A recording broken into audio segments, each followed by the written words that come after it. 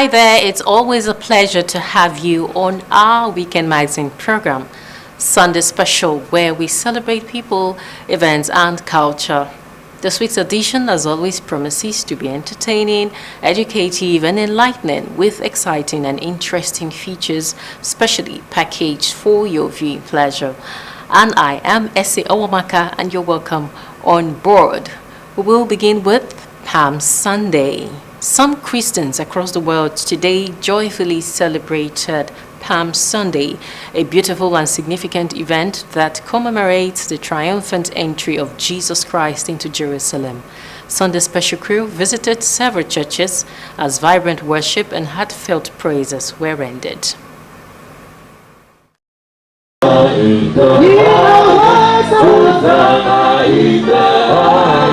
Palm Sunday, a sacred and joyful celebration in the Christian faith, marked the triumphant entry of Jesus into Jerusalem, a moment of hope, victory, and divine grace. It was a beef of vibrant activity in churches visited as worshippers with hearts lifted in praise waved palm front, a beautiful symbol of the joyful and victorious welcome given to Jesus during his entry into Jerusalem.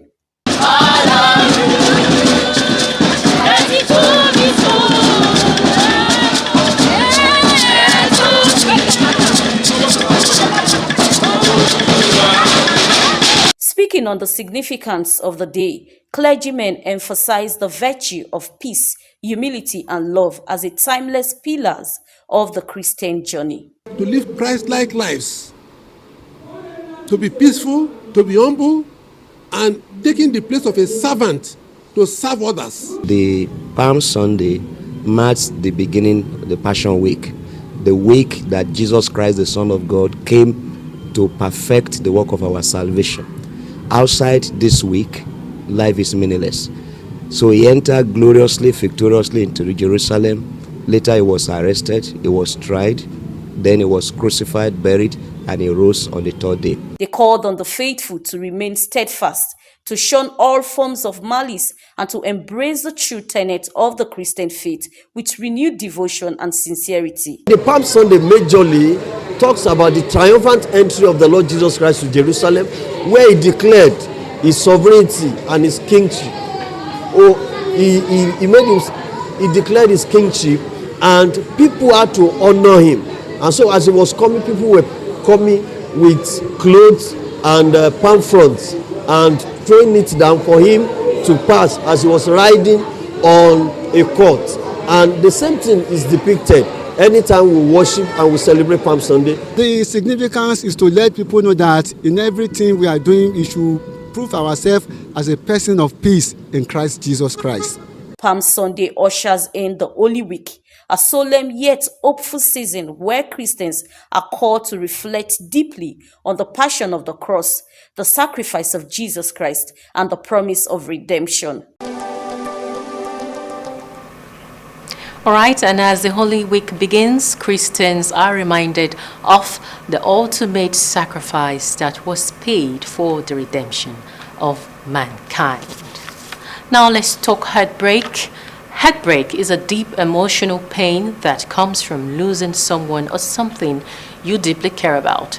It often follows the end of a relationship, one-sided love, or betrayal. People experiencing heartbreak may feel sadness, emptiness, anger, or confusion, and it can affect emotional and physical well-being. Although painful, heartbreak is a natural part of life and personal growth. Over time, healing happens, leading to greater emotional strength and understanding. Fadike Oguntuashe completes this report. Heartbreak is a universal human experience that transcends age, yet unfolds uniquely in each generation. It is a complex emotional experience characterized by intense feelings of sadness, grief, anger, and disappointment, often resulting from the breakdown of a romantic relationship, loss of a loved one, or betrayal. Heartbreak is a kind of trauma. And what is trauma? Trauma is the psychological, mental, and emotional response to a loss. We are talking about loss of relationship, loss of a loved ones, which is grief, loss of jobs, or any significant loss. Honestly, it's not really easy.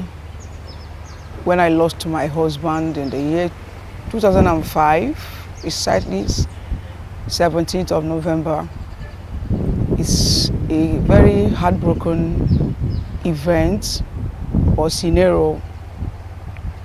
Actually, there was no sickness. We just finished our morning devotion and getting ready for the children to go to school.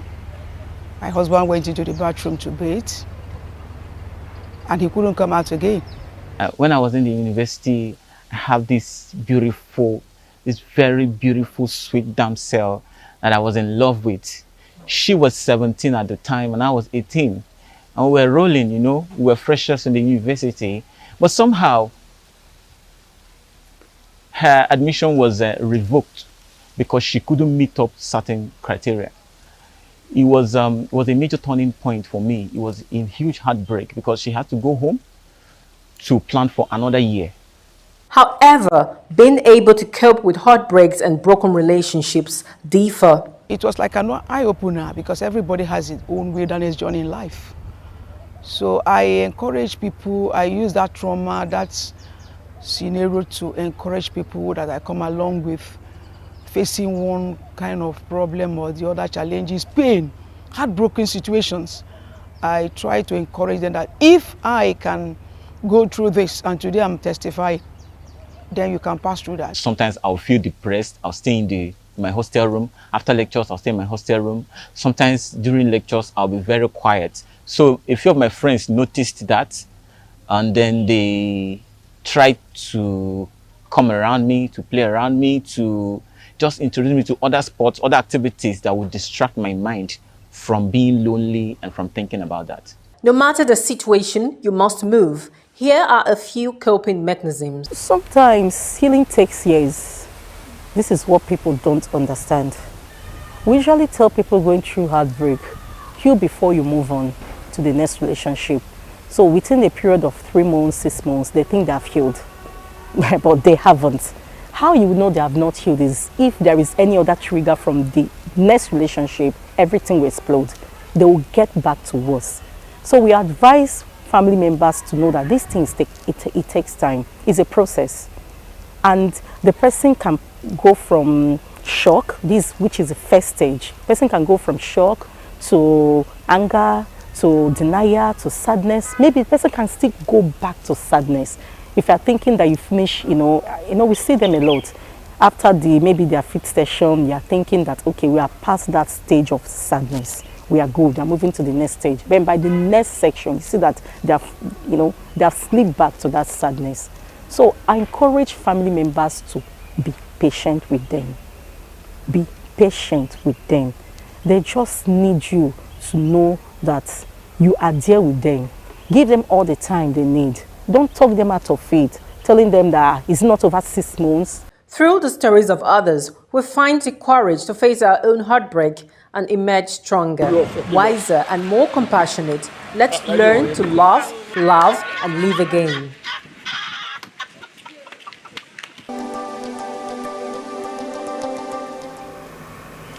Okay, so as hurtful as it may be, heartbreak can actually make you stronger, wiser, and prepare you for better days ahead. I'm actually talking from experience. Okay, so next, Lagos is not just only I do apologize for that. We're now going to short break, and Sunday Special will continue shortly after this time out.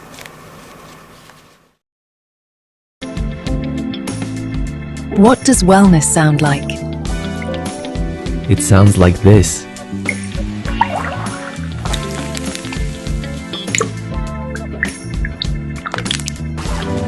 Clean, pure, naturally refreshing. Every drop, purified with purpose. Crafted using eco-friendly processes and state-of-the-art filtration systems. It's not just water. It's smart water for smart people. At home, in the office, at your next event or lounge, stay sharp. stay hydrated. Southern Spa Premium Water. Available in 75 c-litre bottles and 19-litre refills. Call 0802-331-8305 or 0913-816-0191 to place your order today. Southern Spa Premium Water for health and living. Shongai Technologies Limited. Whatever your packaging needs are, STL has a solution from concept to creation for every product in every industry. With state-of-the-art equipment, don't settle for outdated suppliers when you can have Shongai innovative solution. Our printed self-adhesive label and laminates ready to revolutionize your packaging experience. Contact us today at Songwater, Obuste, and let's embark on this journey together. Shongai Technology Limited, where innovation meets excellence. Visit us online for more information.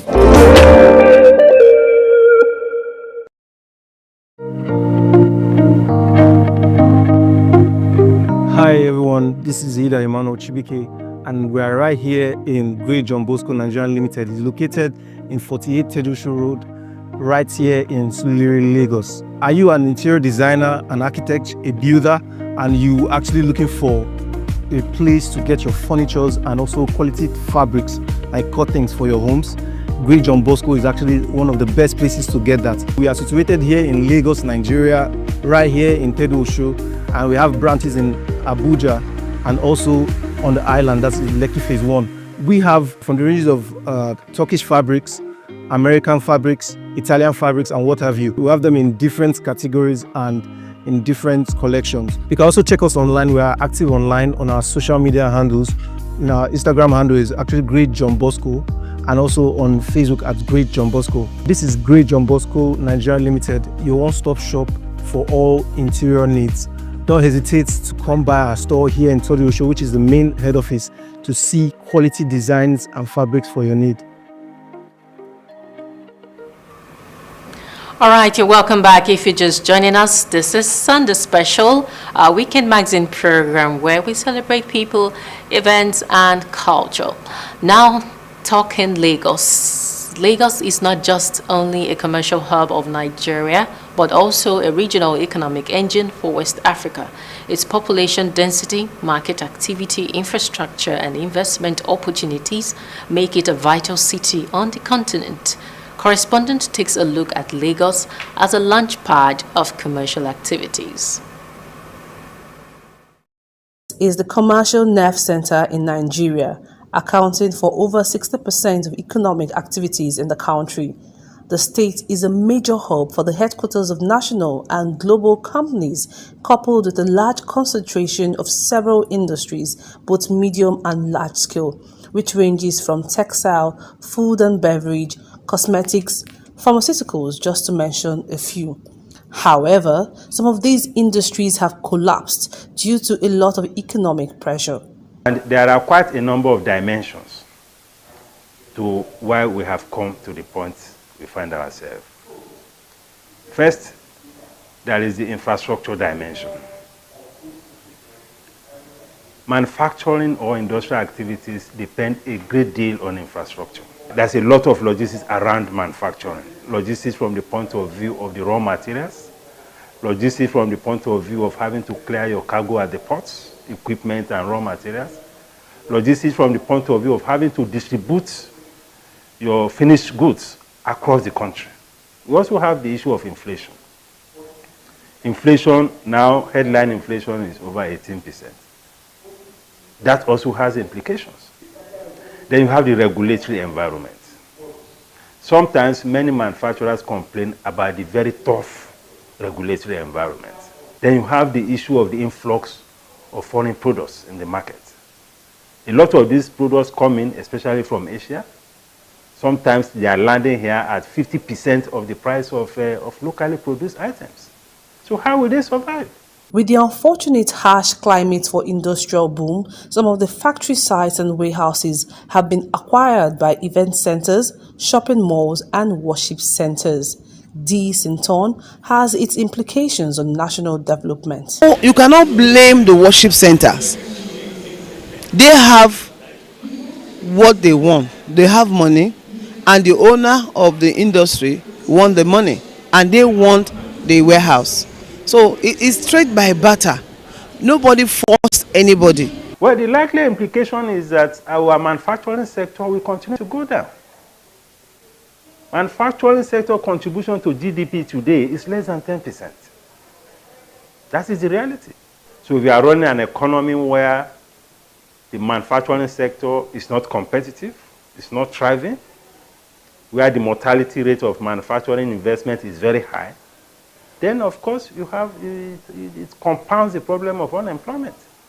No doubt, the conversion of these industries for other purposes have worsened the country's growing unemployment rate and may be responsible for sluggish economic growth. But how can we correct the menace? Government should please pay attention to industries, especially those that are locally manufacturing products using our local raw material. At least 80% is local raw material. Using it, they should give them attention. They should give them grants. They should give them, incentive, because even abroad there are some products that are owned by Americans, and they keep injecting money in them to make sure that those companies does not fail, and even establish factory estates. What we see is house estate, but you can be factory estates, industrial estates, where people can actually go and rent and be producing. It makes it easy. One cannot deny the fact that industrialization is a strategic enabler of economic growth, innovation, employment opportunities, and financial stability. Therefore, conscious efforts must be made by the government to revitalize some of these viable industries, as this is one way to stabilize our economy, grow our local markets, and retain our position on the global map. Lagos, the Center for Excellence, is the city that never sleeps. Now to our next report. High fences or walls, especially in residential or urban areas, can pose real dangers to communal life by eroding trust, reducing interaction, and reinforcing social isolation. Ene Hassan is our guide on the implications of high fences or walls. The report. Nigerian communities were known for their open compounds and communal living style. People lived together in harmony, sharing common spaces and interacting freely with one another. However, over time, things began to change. In the 1980s and 1990s, Nigeria experienced a significant increase in crime rates, particularly in urban areas like Lagos. How did the rise of crime rates contribute to the construction of high walls and fences? Construction of high walls actually came into Nigeria through what I could call status competition. If you even go to villages where crime rate was originally low, when a big man comes to his village to build, one of the things he will do to stand out is to build high walls around his house. So I will not agree with anybody who tells me that crime rate led to high walls. Because if you look at the real implications of high walls, you will see that it's aiding crime. Fast forward to today. It is clear that high walls have become a staple of Nigerian housing structures. What drives this trend? The emergence of high walls in our society is a recent development. Some of us that grew up in this country from the 70s, the 80s and the 90s were not conversant with such high walls. I think it's as a result of insecurity that made people to go for such high walls that you see around today. As cities like Lagos, Nigeria, Port Harcourt, Abuja, and others become increasingly urbanized, people are seeking more private living space and a status symbol. The richer the individual, the higher and more elaborate the wall. It has had positive and negative impact in the sense that children that are brought up nowadays, they are exposed to what we call American individualism. These children, they are only exposed to within the walls, their parents and whoever comes to visit them. Unlike, like I said, when we grew up from the 60s to the 90s, for those of us that grew up in Nigeria at that time, you could, in the town where I grew up, you could have vast houses, interaction between and amongst children coming to play together. Nowadays, children hardly have time to play together. At best, they play within their own little enclave. What are the potential consequences of prioritizing security and privacy over community and social connection? There are high and severe consequences. And if I must tell you, you cannot prioritize security and safety in isolation of communal living. I'm sure you know that in recent times, the Nigerian police have been fighting to achieve what they call community policing. If you are very much aware of what is happening in Nigerian police. And you cannot have community police without communal lifestyle. The very moment you begin to isolate houses here and there by high walls, selective buildings and all that, you have eroded the potentials of community policing. The rise of high walls in Nigeria is a complex phenomenon driven by a mix of security concerns, desire for privacy, and class distinction. As we move forward, it is essential to consider the impact of these physical barriers on community interaction, social cohesion, and our collective sense of humanity. By striking a balance between security, privacy, and community, we can build a more inclusive and compassionate society for all. All right, thank you, Ene, for that beautiful report. And the message is clear. Balancing security and openness is really important. Now, this is where we call it a wrap on this week's edition of Sunday Special. Let's do this again. Same time, same station next week. Until then, do have a pleasant week. I am Essie Owamaka. Thanks for being there.